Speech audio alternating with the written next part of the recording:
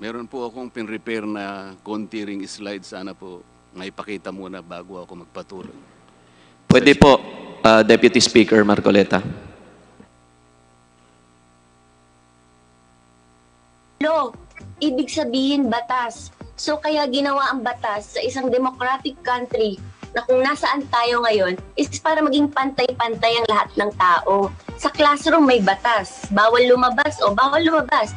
Pero pag nag-comply ka na bawal lumabas, pero may ginawa ka sa pinagbabawal nila, inayos mo yung law ng classroom nyo at sinubmit mo ulit, ay pwede nang pala ikaw lumabas. Mr. Speaker, No. my distinguished colleagues, hindi po nag-comply sa batas ang abs-cbn, kaya hindi po sila pwedeng lumabas at magpalabas. Those opposing the franchise application of abs-cbn will show with clear and convincing evidence that abs-cbn did not comply with the terms and conditions of its franchise, as well as our laws and the Constitution. In fact, they will show in the succeeding hearings of the Committee on Legislative Franchises that abs-cbn deliberately and with impunity violated the conditions of its legislative franchise and more so of our laws and the Constitution. Matagal na po kasi ang mga aligasyong ito. Hindi mamatay-matay, lumulutang sa internet, nasa labi ng mga Pilipino. Hindi seryosong binigyan ng pansin. Bakit po? Tikom ang bibig ng may kakayahang magsiwalat nito dahil takot sa maimpluwensyang network na kayang sirain ng tao, kandidato man o hindi. Salamat at ganap na nanindigan si Speaker Alan Peter Cayetano at hindi inalintana ang mga tuligsa sa kanya at pinayagan niya na magkaroon ng patas, bukas at malawak ang pagdinig sa mga aligasyong ito katulad ng nagaganap sa araw na ito. Ang banggit nga po sa John 8:32 ay ganito, "And you will know the truth, and the truth will set you free." Violation of the Constitution. Number 1, franchise is longer than 50 years. Hindi na po dapat payagan itong pagre-renew ng prangkisa ng abs-cbn. Dapat na pong isara ang pinto para sa kanila. Bakit po? Because the abs-cbn has been using the airwaves for more than 50 years. 53 years today, to be exact. Our Constitution says that Congress can grant a franchise of up to 50 years only. Taong 1957, nang makuha ni Don Eugenio Lopez Sr., may-ari ng Chronicle Broadcasting Network o CBN, ang Alto Broadcasting System o ABS. Simula po noong 1967 ay naging abs-cbn na po ang tawag dito dahil sa merger ng ABS at CBN. Kung susumahin po natin ang prangkisa nito simula noong 1967, ay 53 taon na po itong gumagamit ng airwaves magpahanggang ngayon.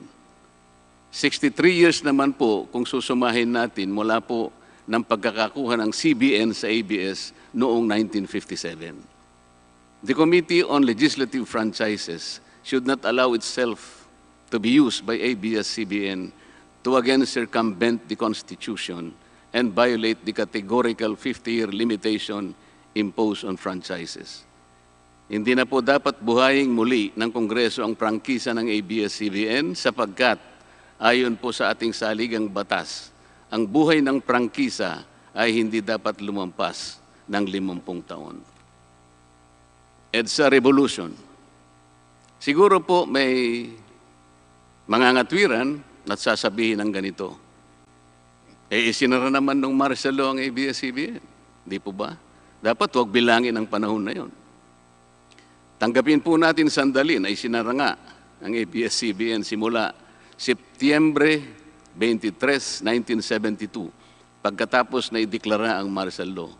Pero hindi po ba nagbukas din ito agad matapos na ito ay mabawing muli ng pamilya Lopez noong EDSA Revolution? Hindi ba't kulang-kulang 13 taon din po ang namagitan na panahon? So let's assume that we subtract 13 years from the 63 years that abs-cbn has been in operation starting 1957 when CBN acquired ABS. Hindi ba't 50 taon din po ang magiging resulta? Ibig pong sabihin, tapos na at paso na pa rin ang prangkisa ng abs-cbn with or without martial law. Hindi ba't sobra-sobra pa rin ito at lalabag pa rin sa ating saligang batas? Naging palasak nga noong panahon ng martial law ang kantyaw na tama na, sobra na. Subalit ang mahalagang tanong po ng taong bayan na hindi pa nasasagot magpahanggang ngayon ay kung paano biglang nabawi ng mga Lopez ang abs-cbn mula sa pag-aari ng gobyerno pagkatapos maitalaga ang Cory administration. Sinulatan po noon ni dating Senador Lorenzo Tanyada ang Presidential Commission on Good Government na isoli na sa mga Lopez ang abs-cbn kahit may arbitration pang nagaganap sa pagitan ng pamahalaan at abs-cbn. Na i-turn over po agad ang istasyon ng abs-cbn sa mga Lopez sa kabila ng wala pang pagtukoy sa tunay na pagmeme-ari nito ayon sa kautusan sa Board of Administrators na binuo sa Letter of Instruction number 1 ni Pangulong Cory Aquino. Sa ngayon po ay wala man lang mailabas na papeles tungkol dito ang PCGG. Nagbayad po ba ang abs-cbn sa Administrasyong Cory Aquino? Nag-public bidding po ba? Bakit tila ura-urada at habang magulo pa ang lahat dahil katatapos lang ng EDSA Revolution, ay biglang napasakamay na muli ng mga Lopez ang abs-cbn? Nakabatay po ba ito sa batas? Hindi po ba dapat sagutin ng abs-cbn ang mga tanong na ito upang mapanagot po ang dapat na managot kung meron man? Foreign ownership. Puntahan naman po natin ang muling pagbubukas ng abs-cbn noong 1986. Pati po kasi noong panahong yun ay may paglabag na rin sa ating saligang batas. Ano po kaya yun? Dahil Amerikano at hindi Pilipino ang may-ari at namahala sa abs-cbn na mariing ipinagbabawal ng saligang batas. Congress should deny the franchise application of abs-cbn for its clear violation of the Constitution, requiring 100% Filipino ownership and management of mass media companies. abs-cbn's former president, Mr. Eugenio Gaby Lopez III, was an American citizen when he took the helm of the company in 1986 as director, then president, and then chairman in the later years. It was only in 2000 that he petitioned for recognition of Filipino citizenship and was issued a certificate of recognition as a Filipino citizen in 2002. At kahit sabihin po nating wala na ngayon sa management ng abs-cbn si Ginoong Gaby Lopez, nagpatuloy pa rin ba sa paglabag sa saligang batas ang abs-cbn? Opo. Dahil magpahanggang ngayon ay nagbebenta pa po sila sa mga banyaga, mga hindi Pilipino, ng pag-aari o ownership rights ng abs-cbn. Through an intricate web of corporate layering, abs-cbn lets non-Filipinos to own its common shares through the issuance of Philippine Depositary Receipts o PDRs. In September 1999, the abs-cbn Holdings Corporation offered 132 million Philippine Depositary Receipts underlying the 132 million common shares of abs-cbn. Immediately prior to the closing of the PDR's offering, Lopez Incorporated, the main stockholder of abs-cbn Corporation, transferred 132 million abs-cbn shares to abs-cbn Holding Corporation, its alter ego.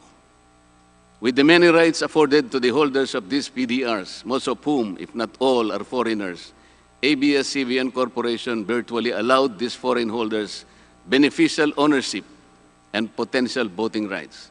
This is a circumvention of the strict foreign equity restriction imposed by the Constitution on mass media companies.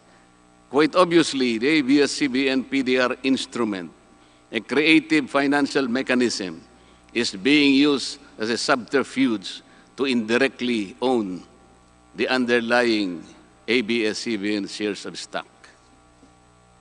Violation of workers' rights under the Constitution. ABS-CBN violated the rights of its own workers. It denied them their just share in production as required by the Constitution. It committed unfair labor practices, which consequently denied its employees the benefits required by law to be provided to all employees.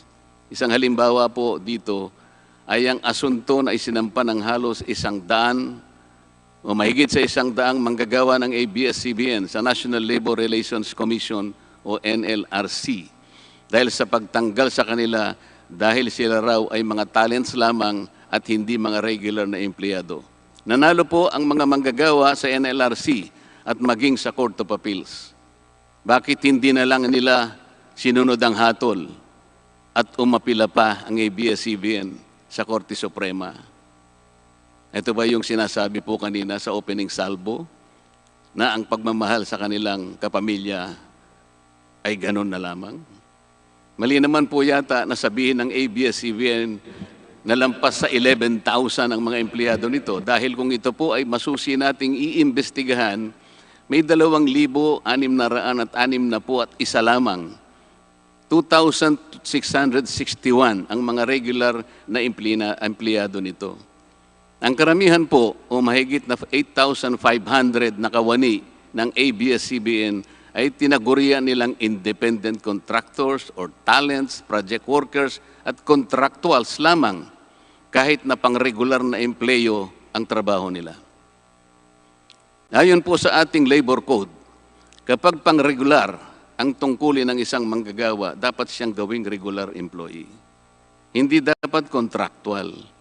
Hindi dapat independent contractor, talent o kaya'y project worker lang. Malinaw na labag sa batas ang ginagawa ng ABS-CBN. Sana ay ibalita rin po ito ng TV Patrol upang mabunyag ang libu-libong endo sa kanilang bakuran. ABS-CBN has not regularized its contractual workers and talents despite performing the functions of regular workers. It even forced some of its workers to sign employment contracts containing waiver of the right to regularization. And those who refuse were unceremoniously terminated from work. ABS-CBN has subcontracted most of its production work to subcontractor production companies, despite the fact that production is directly related to its core business. These production entities are paid minimally, whose workers obviously get lesser benefits and take-home pay compared to ABS-CBN's regular employees. And yet, the profit generated by ABS-CBN from its independent production companies appear greater than its expenses, especially those expenses that are even deductible for income tax purposes. Kung kaya't hindi po may kakaila sa publiko na napakarami ng labor cases na hinarap at haharapin pa ng ABS-CBN. Ang masaklap pa po dito ni hindi nagbibigay ng contribution ang ABS-CBN para sa benepisyo ng kanilang mga empleyado. Dahil po sa 2,661 lang ang regular employees nito, ang mga ito lang ang may benepisyo. Ang iba po na mahigit 8,500 na nagtatrabaho sa ABS-CBN ay wala po ni katiting na government-mandated benefits na natatanggap katulad ng SSS, PhilHealth, o kaya Pag-ibig. Kanina po sa opening salvo, narinig po natin na ang kanila pong isinasangkalan ay yung kanila pong mga kawani, mga manggagawa. Ang kongreso pong ito ay nakikidalamhati. Nalulungkot din po. Bakit naman po hindi? Kung pwede po nating ipaghalimbawa, sandali lamang po, ang ABS-CBN sa isang jeepney driver. Alam po niya na wala siyang prangkisa. Nagsakay po siya ng napakaraming pasahero. Yung mga pasahero naman po, bago sumakay doon, hindi naman niya tatanungin sa driver, Mamang driver, mamang chauffeur, kayo po ba ay may prangkisa? Yung rota po ba ninyo, pinapayagan yan? Wala pong nagtatanong na gano'n kasi mabilisan eh. Pare-pareho pong nagmamadali. Ano pong masita siya ng LTFRB? Gagamitin po ba nung driver na yon o nung taxi driver na yon o yung bus operator na yon? Kawawa naman po yung pasahero namin kung patitigilin mo ngayon. Meron pong pupunta sa ospital, meron pong pupunta sa trabaho, meron pong pupunta sa eskwela. Napakarami pong gawain itong mga taong ito. Ito po ba ang ibibigay po ninyong halimbawa? Hindi po ba dapat kayo muna ang kauna-unahan na nag-isip ng kapakanan nila? Ilagay ninyo sa magandang kalagayan ang pagpapatupad ng prangkisa ninyo at wala pong malalagay sa alanganin. Huwag po ninyong isasangkalan ngayon ang inyong mga manggagawa at kani-kanilang pamilya. Hindi po ganun. Sasagutin po ninyong aligasyon na ito, hindi po sa pamamagitan ng emotional appeal. If this indeed the true house of the people, the Committee on Legislative Franchises must side with the poor workers of abs-cbn in denying its franchise, justice to them will be finally served, although ironically, this will also entail some sacrifice on their part. Political bias. abs-cbn has been biased and partisan in favor of particular candidates and against certain candidates during the 2010 and 2016 presidential elections, contrary to the terms of its franchise and in violation of the Omnibus Election Code. Hindi naman po lingid sa kalaman ng marami, kung hindi man lahat, kung paano naging pro-Noynoy Aquino ang abs-cbn noong 2010 at pro-Grace po at Lenny Robredo naman noong 2016. It is also a matter of record that abs-cbn failed to air some of President Duterte's political advertisements during the 2016 campaign period, despite receiving the payment for said political ads. Ang masakit po dito, kung hindi pa sila pinigilan ng korte sa pamamagitan ng isang TRO, ay nakahanda na palang ipalabas ng abs-cbn sa bisperas mismo ng pagtatapos ng campaign period ng 2016 presidential elections. Ang mga anti-Duterte advertisements na binayaran ng isang dating senador, sinadya ang timing para hindi bigyan ng pagkakataong makasagot pa si Mayor Duterte na noon ay kandidato bilang presidente.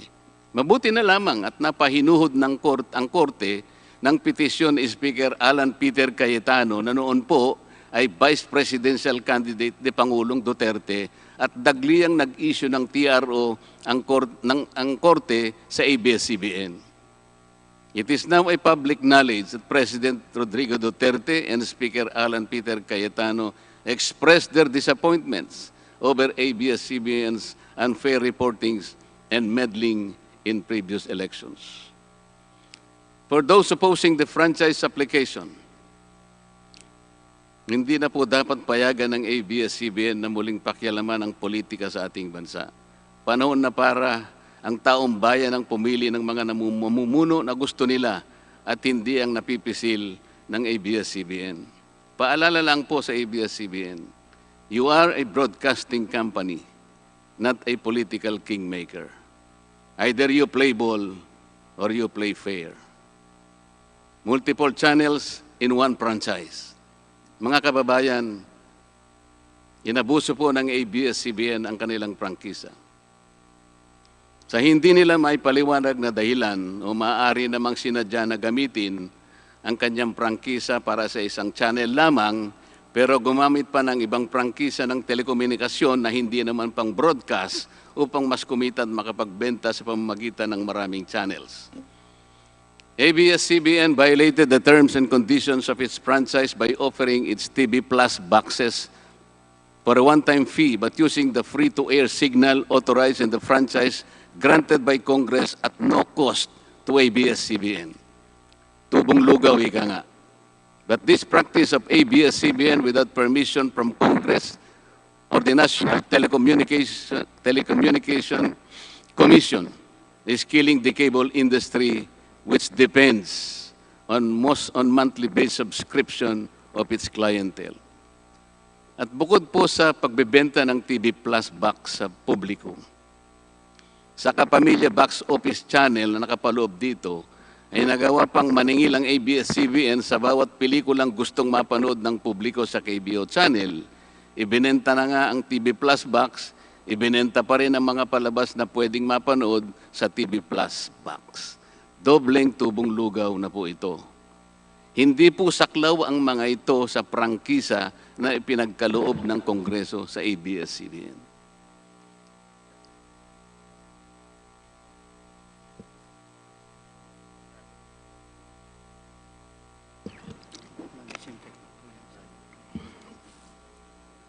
abs-cbn, contrary to the terms and conditions of its franchise, operated this pay-per-view channel, otherwise known as the Kapamilya Box Office, or KBO, without a valid permit from the NTC. And despite NTC's order to refrain from operating a PPB until the issuance of an appropriate guideline for the same, abs-cbn continued its operation until the expiration of its franchise on May 4, 2020. Tax evasion. abs-cbn also violated the terms and conditions of its franchise by engaging in tax avoidance schemes, which deprived the government of the much-needed revenue.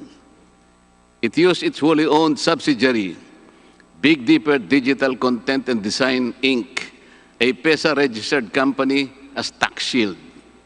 Its main customer is abs-cbn Hungary. And because of this unconscionable tax avoidance scheme, abs-cbn alleged effective tax rate in 2018 was at negative 5%. This means that abs-cbn managed to avoid paying taxes in 2018. Bakit po ang GMA7 na hindi naman kasing laki o kasing yaman ng abs-cbn ay nakapagbayad ng buwis sa pamahalaan ng 1.6 billion pesos noong 2018? Samantalang ang malaalamat na abs-cbn ay walang binayarang buwis. Bakit naman nakalibre ang abs-cbn noong 2018 sa negative income tax nila na 84 million? Ibig sabihin po nito ay may tax credit pa ang abs-cbn at ang gobyerno pa ang lumalabas na may utang dito. Wala pong pagkakaiba ito, mga kababayan, sa isang taong nangutang sa tindahan, binigyan pa ito ng sukli. In 2019, abs-cbn again did not pay its rightful taxes. It avoided this by entering into compromise agreement with the Bureau of Internal Revenue, with the latter accepting the settlement of 152 million pesos plus from abs-cbn, equivalent to only 40% of its assessed deficiency in income tax, value-added tax, and documentary stamp tax payments. But this is only one among the 4 other cases lodged by the BIR at the Court of Tax Appeals, all of which were also settled by compromise. Bakit po ganun? Hindi po ba nando sa prangkisa ng abs-cbn na babayaran nila lahat ang rightful taxes? Kinakailangan po bang sila ay habla pa ng BIR bago sila mapilitang makapagbayad lamang kahit sa settlement lamang? Ang linaw po ng kanilang prangkisa na babayaran lahat ang kaukulang buwis. Bakit kailangan pong sila ihabla at idemanda pa ng BIR para lamang sila ay makapagbayad? There are also allegations to date that abs-cbn's Lingkod Kapamilya Foundation, ALKFI, is being used as abs-cbn as tax shield, and that ALKFI also failed to file donor's tax return and pay the donor's tax. Ito po ang mas nakalulungkot dito, mga kababayan. Kapag politiko o government official ang nagkawang gawa, epal ang tawag dito ng abs-cbn. Kahit mula pa sa sariling bulsa ng politiko ang pinanggalingan ito. Pero kapag ito ay galing sa Lingkod Kapamilya, puro pangalan ng abs-cbn ang kanilang pinangangalandakan, katulad po ng nakita natin ngayon. Alam naman natin na galing naman sa lahat, sa mga donors ang pondo na ginamit nila. Meron po kayang nanggaling sa yaman ng abs-cbn. Di baling ang pantulong ng abs-cbn ay galing sa donasyon ng ibang tao. Di baling ang perang pantulong ay mula sa tax avoidance ng kumpanya. Ang mahalaga ay mapalabas nila sa pamamagitan ng sa mamamayan, katulad po ng nakita natin ngayon na napakabuti at napakabait ng abs-cbn.